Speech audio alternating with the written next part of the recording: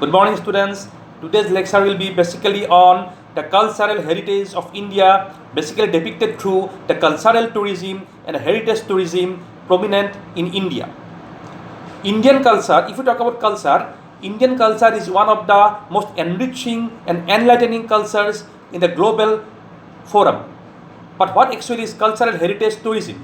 Cultural heritage tourism, or just defining about heritage tourism or diaspora tourism, is a branch of tourism which is oriented towards the cultural heritage of the location where tourism is occurring. Means it pertains to the location where tourism is happening, it pertains to the people, the communities, the local people, okay, who grow and develop or have been settlers in the places, in those places, the people who have been dwelling, the city dwellers, the native dwellers, dwelling in the fringes or the periphery areas of any tourist destination.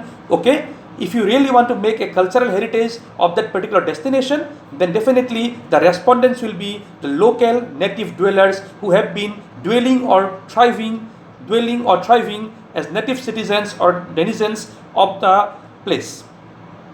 The National Trust for Historic Preservation in the US defines heritage tourism as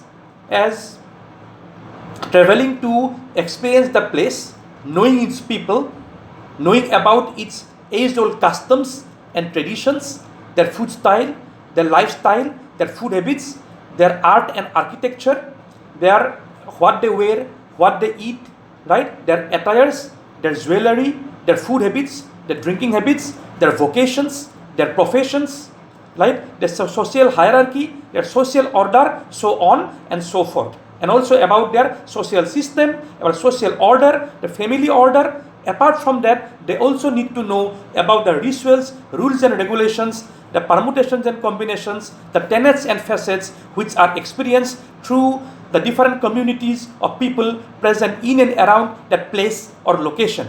The people may pertain to different faith, they may pertain to different race, color, creed, no problem. But then what is actually the practice they actually do in their normal and social life, that is being actually epitomized and emphasized to the concept of cultural tourism or cultural and heritage tourism.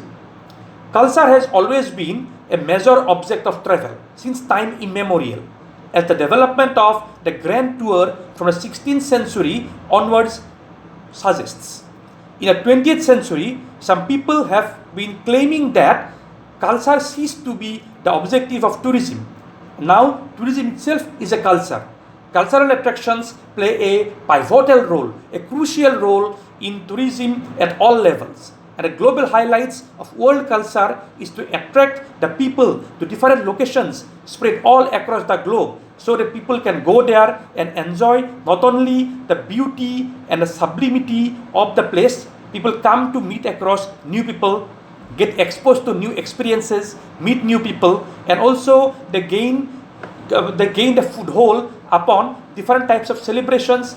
Okay, they get to know about different fairs and festivals, what to do, how to perform, how to carry forward the rituals, how to pay obeisance, how to maintain the dignity and the splendor of the place, how to respect the sanctity of the place. All these things, these people, the tourists will come to know only when they visit a particular site or destination, especially during the time of some cultural festivals or fairs. And the heritage basically emphasizes upon the people about the various rules and regulations which are to be manifested and practiced from time to time. Every community or household has got their own family heritage to be upheld with dignity, with labor, with dignity, with hard work, with perseverance, and there shall be no compromise on it. It doesn't mean that even if the local people, the local citizens, they come in contact with different tourists coming from different parts of the world, they should never ever compromise, dilute, deviate, or distort for that matter from their age-old customs and traditions which they have been practicing, they have been practicing from time immemorial.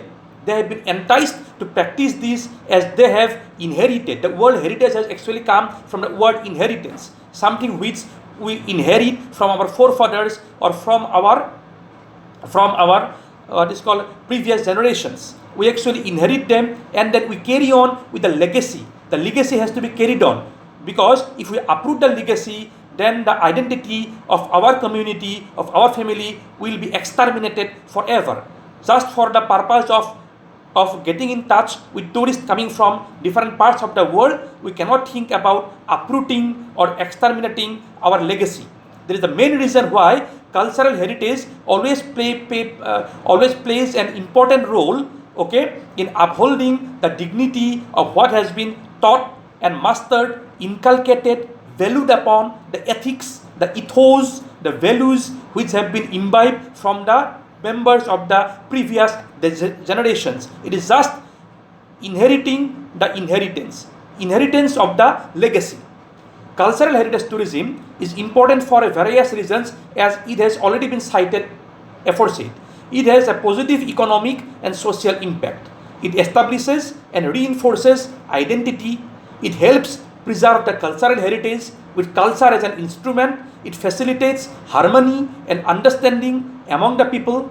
It supports culture and helps renew tourism.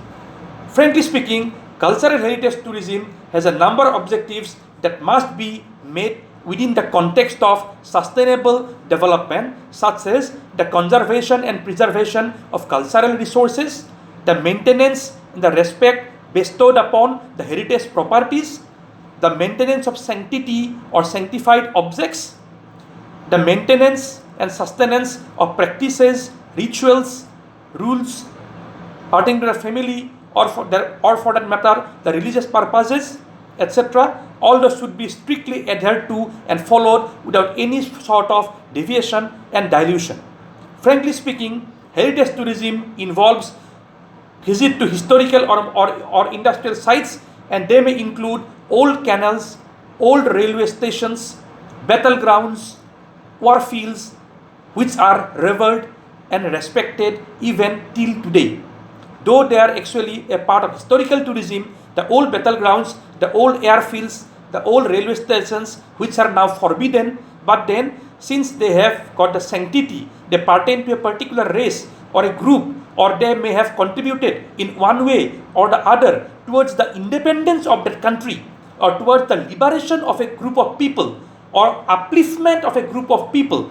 For that purposes, it has to be remembered earnestly from the deepest core of the heart that those objects has to be revered tremendously, and the concept of heritage has to be attached with them. They have to be revered, and a sanctity or a splendor maintained with them from the time of their forefathers has to be still carried on in the same manner without any compromise or dilution. The overall purpose, I would like to conclude my lecture by stating that the overall purpose of cultural heritage tourism or cultural or heritage tourism is to gain an appreciation of the past.